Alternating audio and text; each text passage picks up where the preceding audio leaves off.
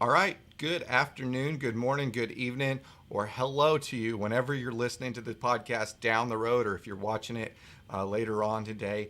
I'm Chris from the Common Grounds podcast, and today we're going to be interviewing Sergio. Sergio is the inventor and designer. I've got it all broken apart here, so it's going to be of the Flair Espresso machine. It's a really neat manual espresso that you can really do some good stuff with. I made an Americano this morning out of a Kenyan double A that was phenomenal. And it's just really cool to see what this little machine can do, and the quality of espresso that it can turn out is just absolutely amazing. And so we're going to talk to Sergio about just how he came up with the idea, how he got into coffee, learn a little bit more about Flair Espresso as a company, and then we'll take some questions out there if there's any viewers watching that have anything to ask. So once again, thanks for tuning in, and we'll go ahead and start this show off with a little Dom Coors.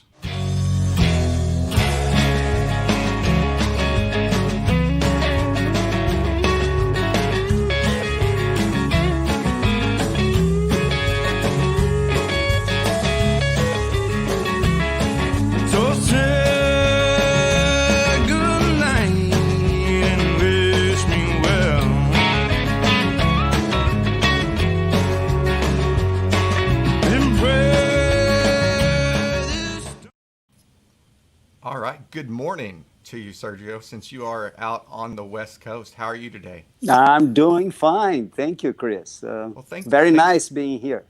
Thanks for coming. Thanks for taking some time out of your busy schedule to talk to us and the audience about your company, about where you're from, and about this awesome machine that I have here sitting beside me. So, if you will, go ahead and introduce yourself to our viewers and listeners, if you will.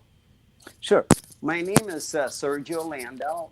I'm a mechanical engineer, and I was involved very long part of my career with medical devices.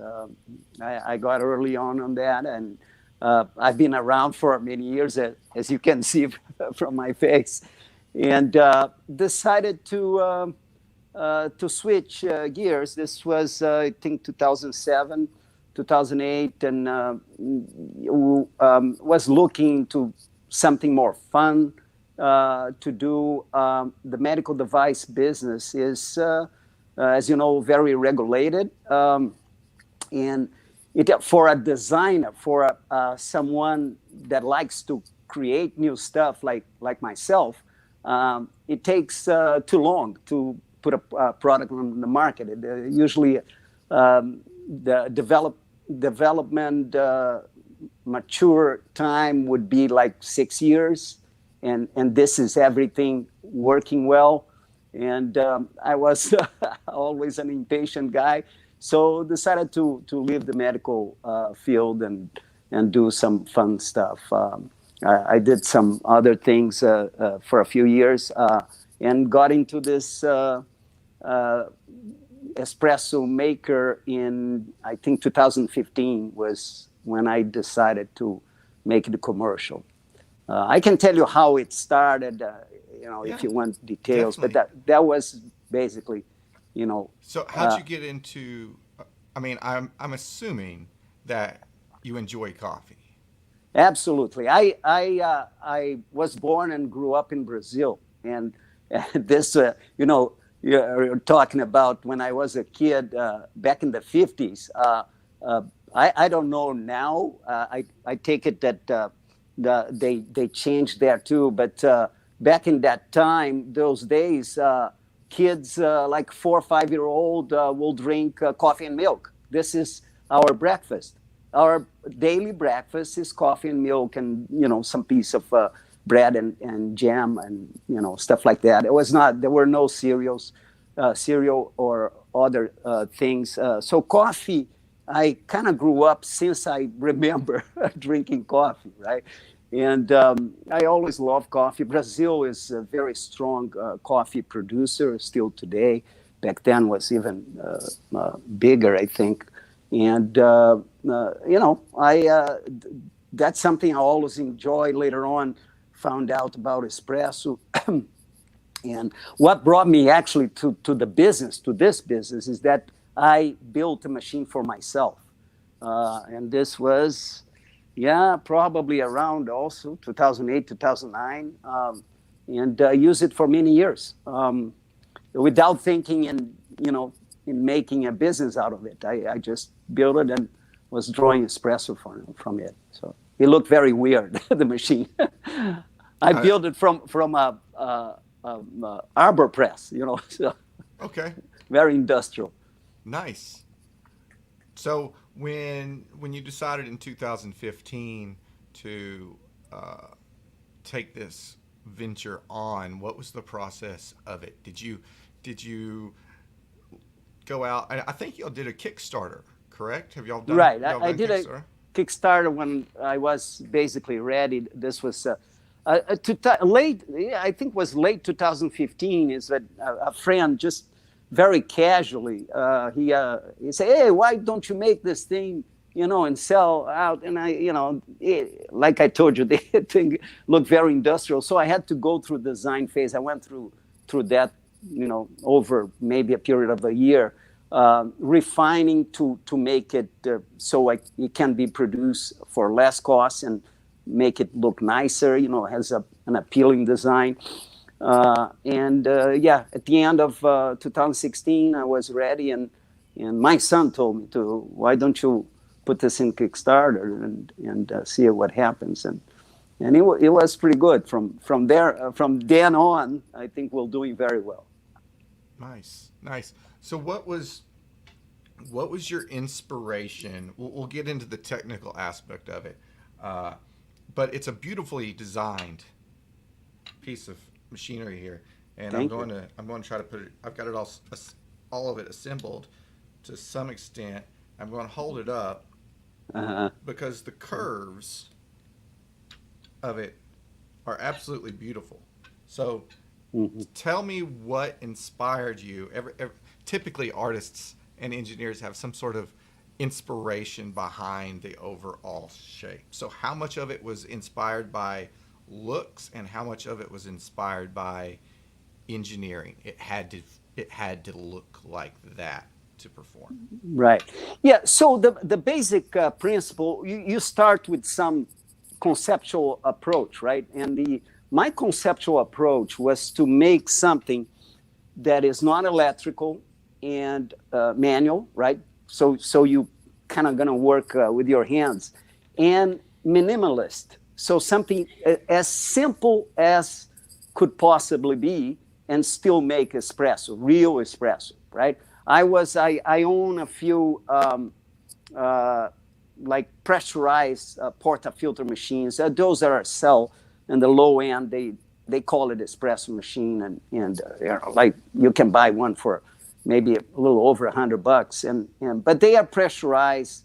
They're not real espresso. There is no control. You don't feel like you're crafting your espresso. It's just press a button, hit the water, and so on.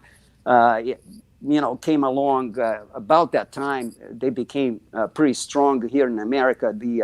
The pods, the cartridges, the machines, and those are the same concept. That they try to make it the most convenient as possible for the user.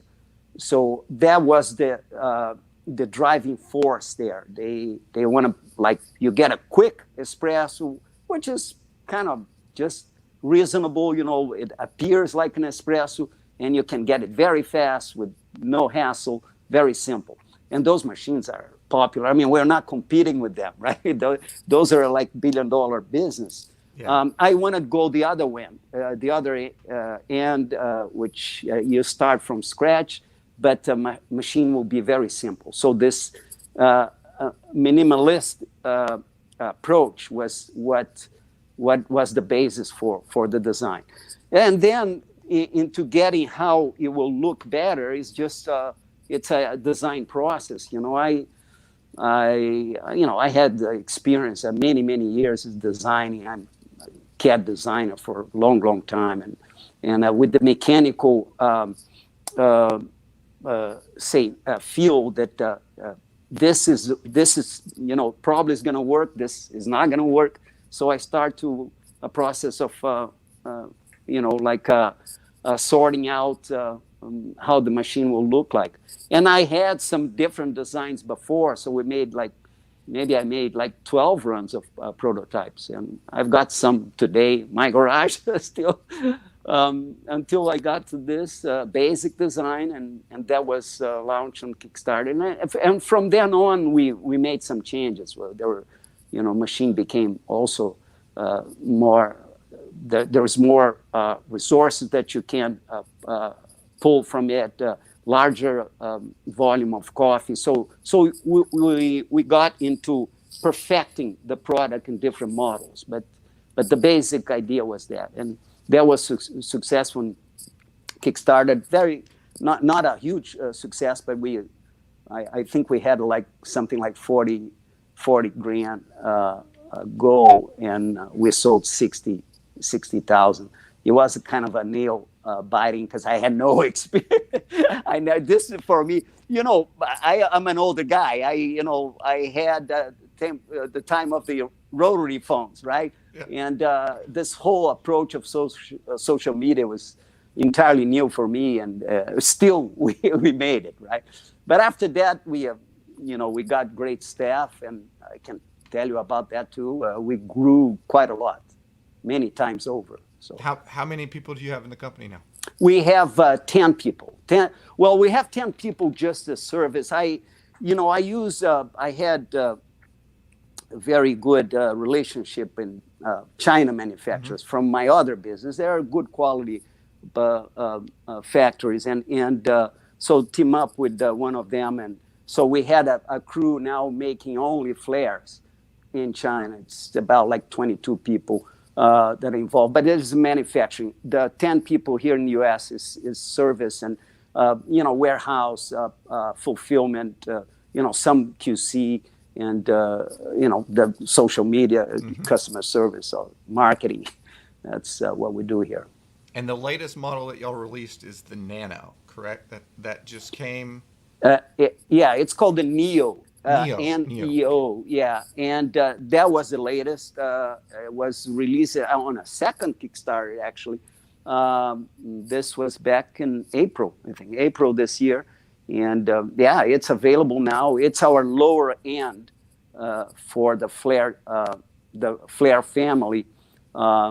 It sells for $119 only. And basically, is the same principle, is the same actually structure, same look. And what we did is that we allowed it as a modular concept, right? So we allow users or buyers of the Neo to upgrade, to keep buying, accessories to get to, to everything that you can find in other models. So. And I noticed that I was looking for, the first thing, I guess a lot of people do this, is they get it, I think I have a signature. I think that's the one I've got. Probably, signature. Yeah, I saw that, yeah. I've got a signature, and so, I can pull a shot, and then it's the whole process of building another one. You got to take it out. So if I needed to, I can go to your website and buy a whole nother. Yeah, you can actually, your model is completely upgradable to a Pro, which is the larger brew head. Okay. And you can, you don't need to change anything. The machine, the way it was designed, all machines allow the upgrade, and you can use it for a few months, a year, 2 years. You decided to, you have a few dollars to spend, you can get the greatest. There's some limitation in terms of ability to upgrade, but it's more like the units that were sold back in 2017. From now on, we're designing everything to be modular. There will be new products. It's a little bit of different category that will be quite different in terms of size. But we are constantly trying to innovate, right? To come up with new products. I'm sure I made a latte or I made a cappuccino for my wife, and she enjoyed it. And the first thing she said, I handed her. I mean, it's a classic size cappuccino for, Right. I handed her. It's like a 4 ounce or 6 ounce Right. cappuccino, and she drank it. And she's like, okay, where's the rest of it? It's like, that's a whole nother process. So I'm Yeah. sure after she gets used to this, it'll be one of the next things I have to upgrade is to get the larger head, or that way I can make them. So, but I made a beautiful Americano this morning. Had a little Yeah. channeling. I don't have the greatest grinder in the world, and I think Uh-huh. that at this point, with everything technically, that's the short part of it. My shortcoming now is my grinder. Yeah. So, Well, we have our a Flair grinder. It's called the Royal. We also launched this year. This was like 3 months ago, and mhm. it's a different product for us. We cannot market massively yet. There's some production output limitation there, so it's not on Amazon, on our store on Amazon. But yeah, maybe next year it will be.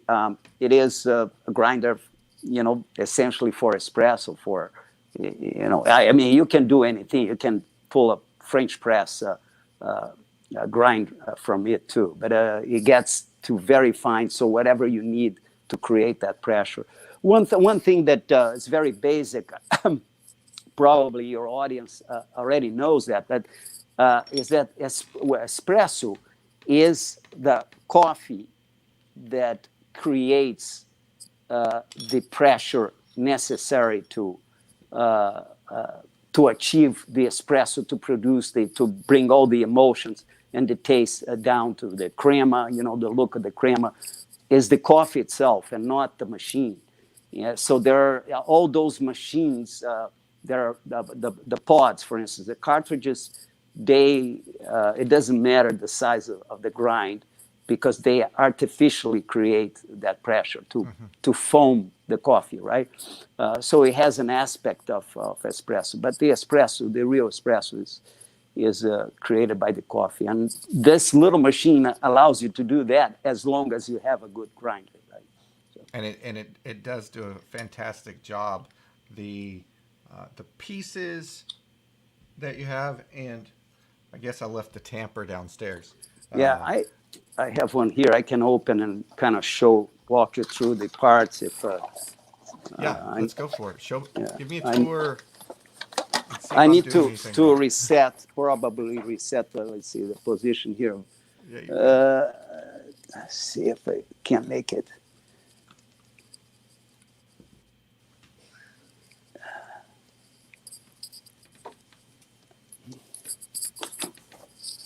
I don't know if you can see it Yeah, right here. we got it there. Okay, so this, of course, it comes nice package, and you pull out of the package, you get this little Mm-hmm. uh, uh, carrying case, and here is everything that you need to make the espresso. Here's a simple, quick start. Tells you also everything that you need to know. Let me see if I can. I am terrible demonstrating stuff on camera, but try to to show you here. So you open up, it comes everything like this, right? The basic structure. Let me pull out. I'll show each individual part later.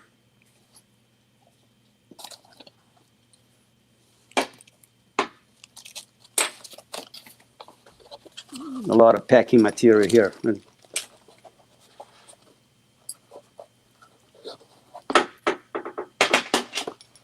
Okay.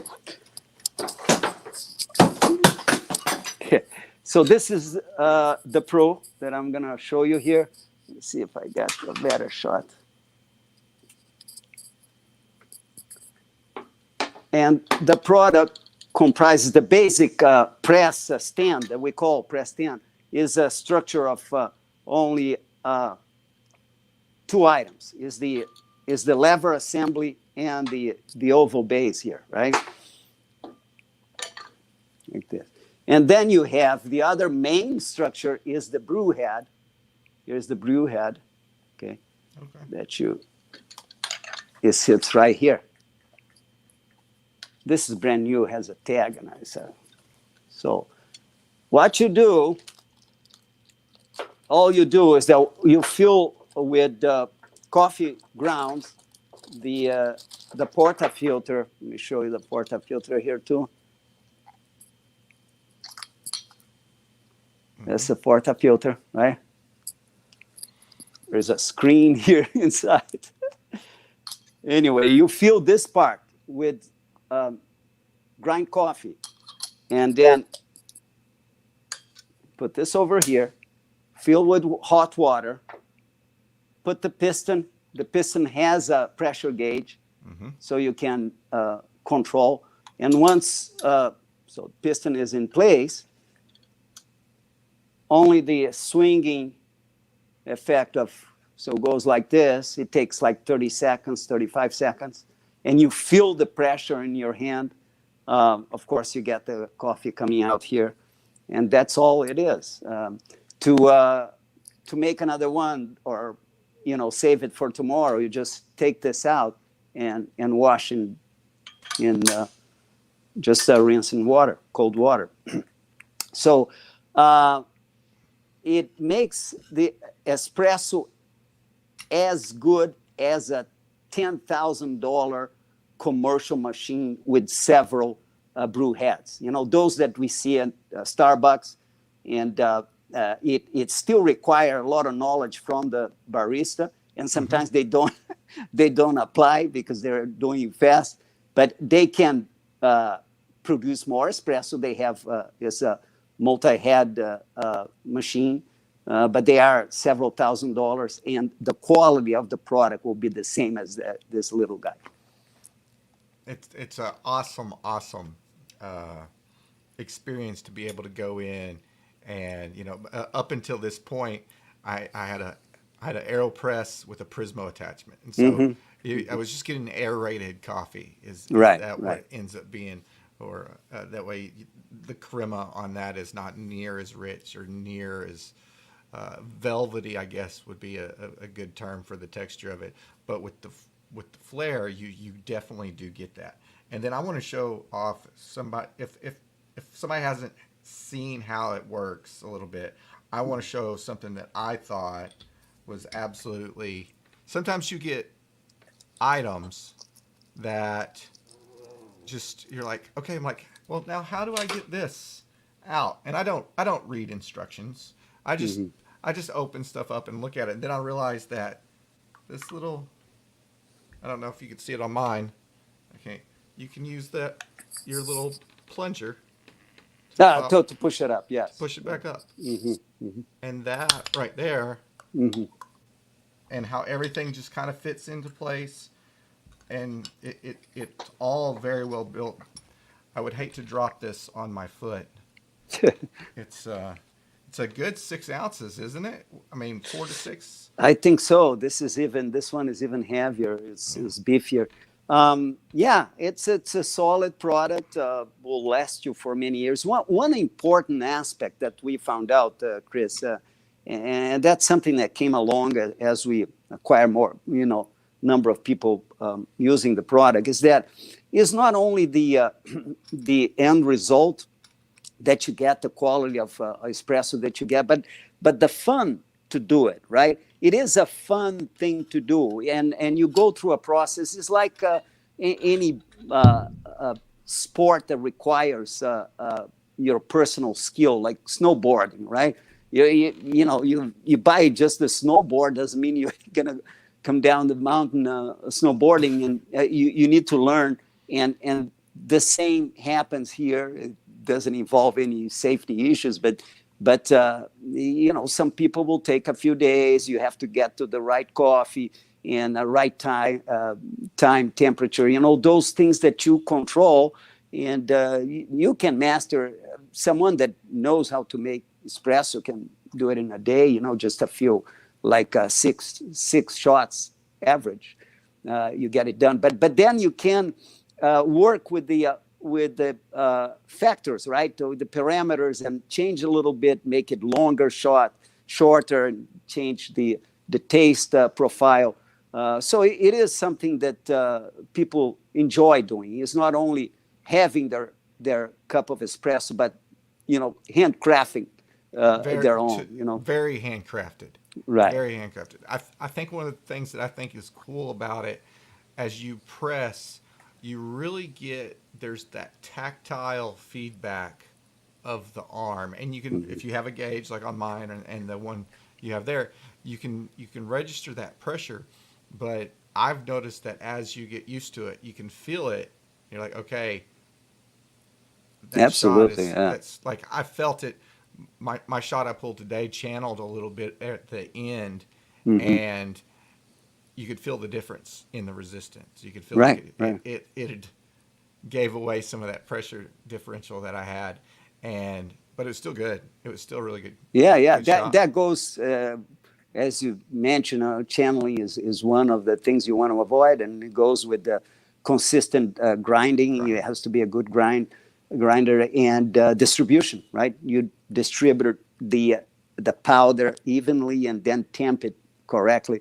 But those are things that you master. You really become your own barista, if you put the time, and it's so. For me, I always had a espresso, not always, but I don't know, since the 70s. And I usually can't go through my day without one. I also have a cappuccino. That's my favorite drink, espresso drink. And now, not now, but the last few years that we're involved with this, it became the whole experience, right? It's not only the taste that, I break my day to have my cappuccino, but this incorporate within it the experience to make one from scratch. And it is a lot of fun. It is. It's really rewarding too. When you pull, just like, I mean, it's a little bit more, it's a lot more technical than doing a really good pour over, but when you're able to sit down and do something like this, take some really good coffee and craft it into something very enjoyable with your own hands with very minimal mechanical interaction is something that's needs to be done more of in your day. Slow down, take 10 minutes, pull a really good shot, enjoy your espresso, and maybe share it with somebody. Exactly. Yeah. Not for everybody. Most of the folks are into in and out, and that's it. Go get the espresso, drink it, and come out. It's not the case here. It does take, a good, even if you do it right, you know exactly what you're doing. You have to reserve like some 4 minutes to really go through the process. But it may take 6-8 minutes. Yeah. It is something that a portion of people that are into specialty coffee, particular about everything they use related to their coffee experience. I think those are the target For sure. people that will be interested in the For Flair. Sure. That's my exact target customer group for my website, and the coffee is really high quality coffee, or consumers that like really high quality coffee. I do have a couple technical questions for you on here. What is your recommended way to preheat the whole contraption? That is is something that it sounds like, how convenient, but it's true. From next month, even for the signature, the one that you have, we will offer a preheat cap that the Pro has. Okay. It's you put the whole thing in a preheat cap and just pour boiling water in it. Okay. for like 20 seconds, 20, 30 seconds, boiling water, and that you achieve that temperature that you need to then brew the shot, right? With yours, what people, I mean, there's a couple ways you can do. One is that people just put in boiling water. I mean, Mm-hmm. you can boil the whole thing, the whole cylinder, the cylinder that is actually the most important one you want preheat. You just put it, it's not so big, you put in a boiling water and pull it with the in the silicone or even if or tongs if you have, and there you go. The other way that is the way that I always do. Let me see if I can. Like I said, this you don't need this because this has the preheat cap, right? Okay. So the pro, but say this is not a pro. This is a the product that you bought, the signature or the classic. You can do upside down like this, as long as it can you see it is in has to be on the edge of the counter Okay. or in something that you elevate so uh, uh, the gauge doesn't Gauge. get on the Okay. I way, got you. right? Once you put this, you pour water upside down, and that's because it works like this. Let me pull. Yep. Nope. I got you. Yeah, That's a I'll very I'll, simple, I'll pull the all the way out so you see exactly. simple way of doing that. There you go, like this. Yep. Got it. Yeah. So yeah, there are those two ways now, but this is going to be available from next month for all the flares, all of them. This one, That's awesome. yeah, which is make it very simple because all you do you attach at the bottom and fill it from the top, right? So then it can be in any level surface. Mm-hmm. And it takes about 20 to 30 seconds for that to preheat Yeah, up to yeah, yeah, optimal yeah. temperature. I leave yeah close to 30 seconds. And if you leave too long, then you start losing efficiency because you allow time for the whole thing to cool down again. You know the water and the so about 30 seconds is ideal. Poured it out and just put to brew the shot. And Yeah, what? there will be something new that we will introduce in a new product, but it is like the regular progression. Like so, you get over the years, you get to migrate into stuff that is better and better. But this is the basic principle is exactly the same. It will last for decades if you take care of it, just some regular maintenance and very solid stuff. And one thing I need to point out, Chris, that we got to that point, and not at all because of my own merit, is the team that we put together at Flair. Our customer service is superb, really, for a small company like we are. We take care of everything. We respond emails almost immediately within 1 or 2 hours. It's never sitting down. I'll get to you later. And all the little things sometimes are just a matter of instructions, right? Orientation of the user. They need some help. We provide that help. We have a bunch of side videos, little video clips that show to do specific things on the product. We have that available. And sometimes there are issues that they encounter with the product. We go and replace. So we are very customer oriented in terms of customer service. You're buying a product that less than $200. This one is 300, but we treat it as a product that several $1,000s that demand our attention. If one is using and has a legitimate question or doubt or claim, we go and we take care of it. So Awesome. Amazing. So what's the next? Can you talk about what's on the next what's the next series that you're coming out with? Right. Yeah. We don't know if this is going to be out still this year in December. If it is, it's going to be very in a very modest way. So we're not doing any promo, but we are kind of in the final stages of that we call the Flair 58, which is a standard 58 millimeter portafilter with. May have one here. Hold on, I think I have one here. Awesome.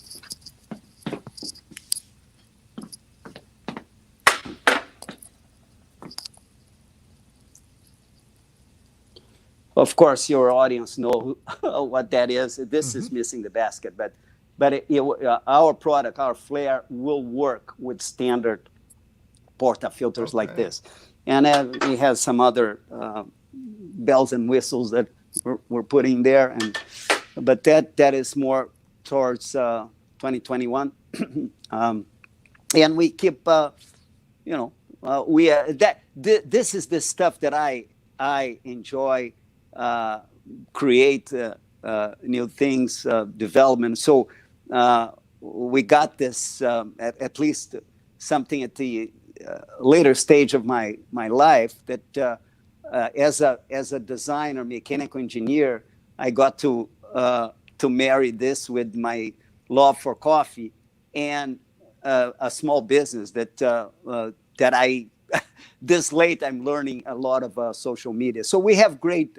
I think you talked to Andrew Pernicano. He's a expert in espresso. I mean, he didn't learn with us, many years ago, and he loved the machine since he started and joined us a few years ago. He is very good on social media in communication. He is a filmmaker, and we have great people that join us later and learn so fast that really bring this excitement to all of them. So it's not a individual, but it's a small group, but they all can see that they contribute with the growth of the business, the company. It's really awesome to be able to work with a really good, small, close-knit team as you build a small business. It's something that's really, really rewarding. And my day job is kind of like that. There's 4, 5 of us, and it's just an amazing process to see a company build and grow and succeed, despite the challenges that 2020 keeps on throwing at everybody. So, right. Thanks for coming on the show today, Sergio, and talking about the Flair, talking about your company, talking about your team. I really appreciate it. If y'all have, if you want to come back, talk about your new product line, talk about something, just have Andrew hit me up. I really enjoyed having you on the show. And we'll turn it over to questions for a minute to see if anything, if anybody's got anything. We've had some pretty good viewers. We had 10 people watching at one time. So, yeah, I appreciate. I enjoy also that gives me the opportunity to tell the story and present the product. You did it very well. Thank you for the opportunity. Yeah, anytime. If you want us to later on, maybe next year, introduce the new product. Well, for sure, we'll be ready for it. For sure, and as the world hopefully starts to open back up, I'm sure we'll run into each other at a coffee event somewhere. So, yeah, I hope so. Yeah, definitely. Thank you very much, Sergio. Thank you, Chris. Thank you. I really appreciate it. You have a great day. Too. You too. Thank you. Bye now. All right, everybody. Thanks for tuning in today to the Common Grounds podcast. We talked to Sergio from Flair Espresso. Really appreciate you tuning in, I should say, to our live stream. This podcast will be up probably tomorrow or the next day to be able to be downloaded. If you like the show, if it's your first time watching, please subscribe to our YouTube channel. Go over to iTunes and subscribe. Follow us on your favorite podcast player. And then Tune in tonight. Today's a doubleheader because I'm going to be talking to Carrie Elliott from Elliott and Murray Coffee Roasters in Hillsboro, Oregon. So that's going to be from on the Meet Your Coffee Roaster series tonight at 8 p.m. Central Standard Time. So once again, thanks for tuning in, everybody. Really enjoyed this show. Great time talking to Sergio. And I'm going to go downstairs and I'm going to brew me another shot. So y'all have a great day. Cheers.